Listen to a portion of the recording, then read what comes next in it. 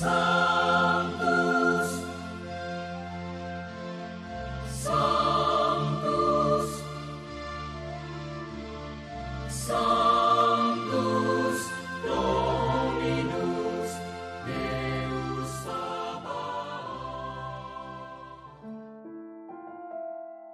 Bapak, Ibu, dan saudara-saudariku yang terkasih dalam Tuhan kita Yesus Kristus, salam sejahtera untuk kita semua.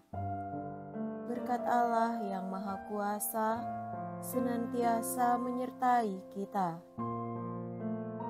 Marilah kita mendengarkan dan merenungkan bacaan-bacaan kitab suci hari Selasa tanggal 17 September tahun 2024. Bacaan pertama dari surat Paulus yang pertama kepada jemaat di Korintus, bab 12 ayat 12 sampai 14, dilanjutkan dengan ayat 27 sampai 31a. Sebab sama seperti tubuh itu satu dan anggota-anggotanya banyak, dan semua anggota tubuh itu, sekalipun banyak, merupakan satu tubuh, demikian pula Kristus. Sebab dalam satu roh kita semua, baik orang Yahudi maupun orang Yunani, baik budak maupun orang merdeka, telah dibaptis menjadi satu tubuh, dan kita semua diberi minum dari satu roh. Sebab tubuh juga tidak terdiri dari satu anggota, tetapi atas banyak anggota. Kamu semua adalah tubuh Kristus, dan kamu masing-masing adalah anggotanya. Allah telah menetapkan dalam gereja, pertama para rasul, kedua para nabi, ketiga para pengajar. Selanjutnya, mereka yang berkarunia untuk membuat mujizat, untuk menyembuhkan, untuk melayani, untuk memimpin, dan untuk berbicara dalam berbagai jenis bahasa lidah. Apakah mereka semua rasul, atau nabi, atau pengajar? Apakah mereka semua mendapat karunia untuk mengadakan mujizat, atau untuk menyembuhkan, atau untuk berkata-kata dalam bahasa lidah, atau untuk menafsirkan bahasa lidah? Jadi, berusahalah memperoleh karunia-karunia yang lebih penting. Demikianlah sabda Tuhan. Syukur kepada Allah.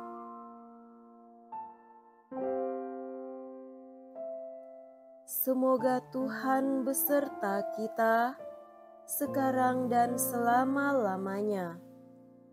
Inilah Injil suci menurut Lukas. Dimuliakanlah Tuhan. Injil Lukas bab 7 ayat 11 sampai 17.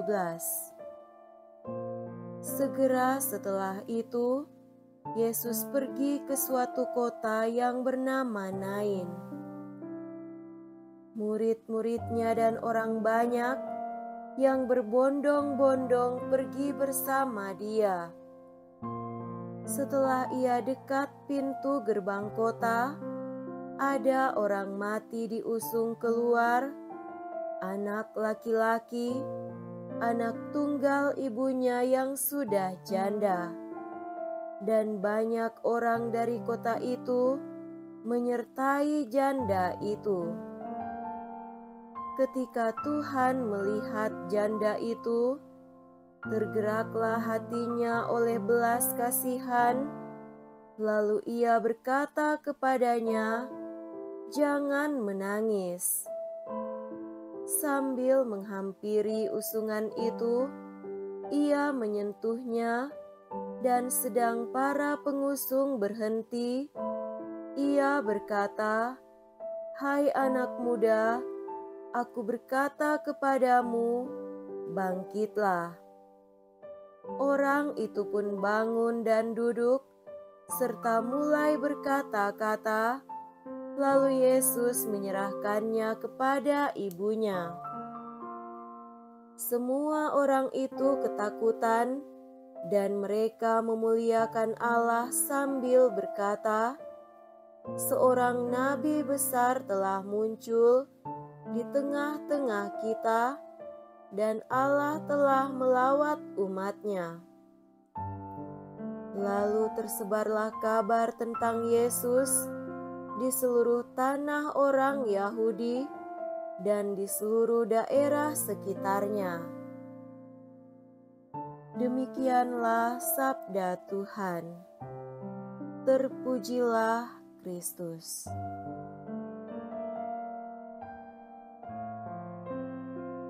Saudara-saudariku yang terkasih dalam Tuhan kita Yesus Kristus, ada seorang pastor yang suka melayat. Saya sering berjumpa dengannya di acara perkabungan, kadang di rumah duka, kadang di tempat pemakaman. Bahkan kalau tidak bisa hadir pada saat pemakaman, dia sudah lebih dahulu melayat pada malam harinya. Kepeduliannya pada keluarga yang ditinggalkan sungguh besar. "Kenapa senang melayat?" tanyaku suatu saat. "Aku hanya bisa hadir menemani keluarga yang sedang berduka. Hanya itu yang bisa kulakukan," jawab pastor itu dengan santainya. Hadir saat orang sedang berduka adalah wujud nyata dari cinta pada sesama. Kehadiran kita bisa memberi kekuatan dan penghiburan. Kematian adalah pengalaman kehilangan.